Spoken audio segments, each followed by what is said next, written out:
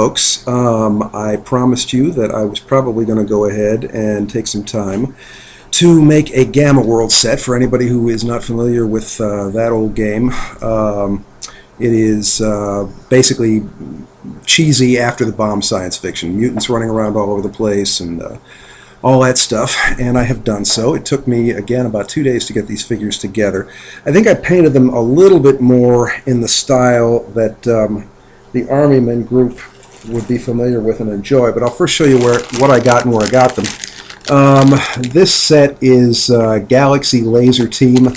This is 50 figures. They're robots, and some are a couple of the old astronauts. They managed to sneak those in. Others are a guy with a laser sword and a laser pistol in here, and a couple of mutants, and one figure of a girl standing by a computer console that I think is particularly nice. I got that on Amazon, ran me $10.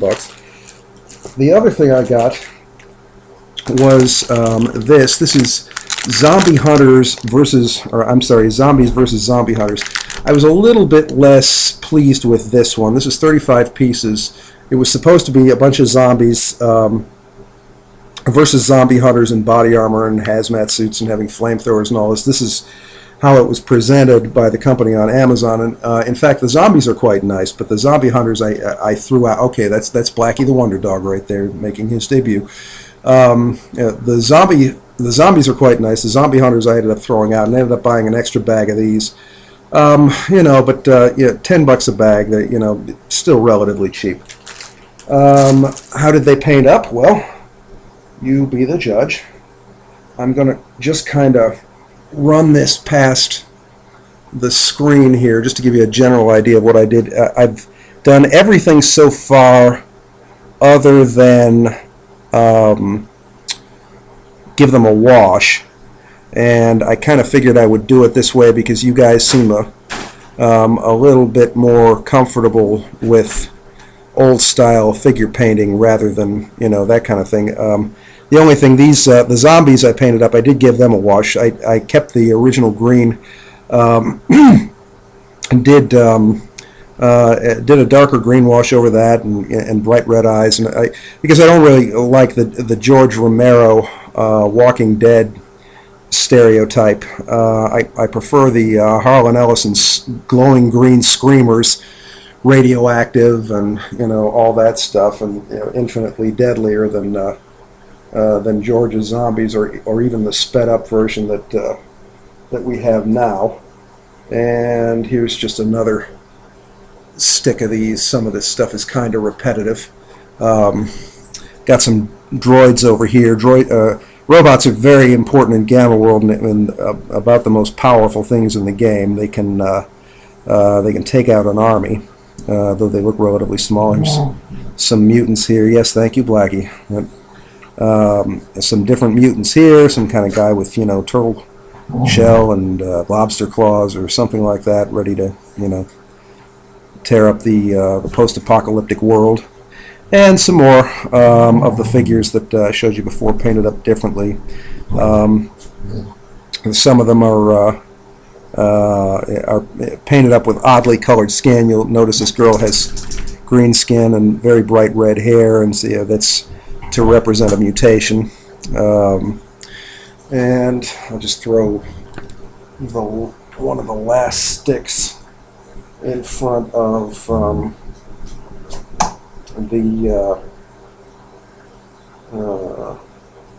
sorry about this, just kind of free associating here. And here we have more zombie screamer types, and going over here, these I painted in a lavender. I spray painted them all with either Krylon Fusion or with a Rust-Oleum, a new paint. I don't know how it's going to last, but it's supposed to bond to plastic as well.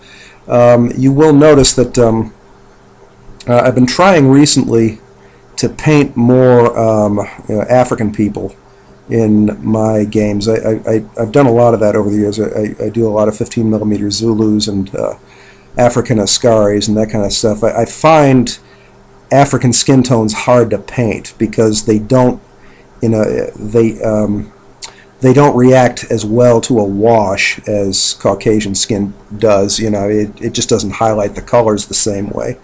But I thought these came out quite nicely. As I said, I haven't put a wash over them yet, so they're relatively simplistically painted at the moment. Now, to get onto how the game will operate, and, well, I'm sorry, I'll just throw one more. These are some I did in a red originally, and you can see some African American skin tones on some of those, and Caucasian others, and the guys with the gold skin are androids.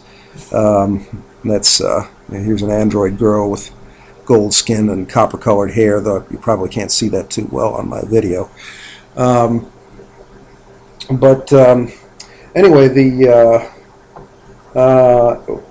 once you've done that and you've spent $10 on your bag of science fiction heroic types, and then another $10 on your zombies, you really don't need much other than stuff that you've probably already got. Your burned out World War II set that you use for Market Garden, or or Eastern Front cities or whatever. Drag it out, and it doesn't make much difference whether it was blown up by neutron bombs in the apocalypse, or or whether the Luftwaffe took care of it. It's still going to look pretty much the same, and in the aftermath, even the difference in the air of the buildings isn't going to look all that different. So you've got a good base set if you've got that stuff. In addition, really, you just kind of find what else you want. Gamma World is all full of glowing radioactive clouds. Well, Blackie the Wonder Dog, and here's Sasha the Wonder Dog. Oh, Lord. Anyway, this is some stuffing that they pulled out of pillows. Some of it's green and some of it's white, and I'll probably combine them together and make, nice-looking, creepy, radioactive clouds out of that. Other than that, you really don't need to work on anything, because all else you need for Gamma World are things you're going to get from cheap toy shops. And I don't mean Toys R Us. I'm talking about Dollar General, Family Dollar, places like that.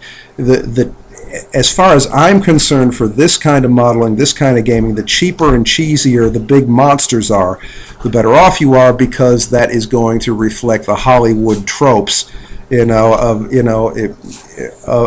big giant mutated creatures. And what is the easiest way to show a mutation? Well, it's got to be big. Great big hairy nasty spider. Not so big 54mm zombie screamer, whatever. You get the idea.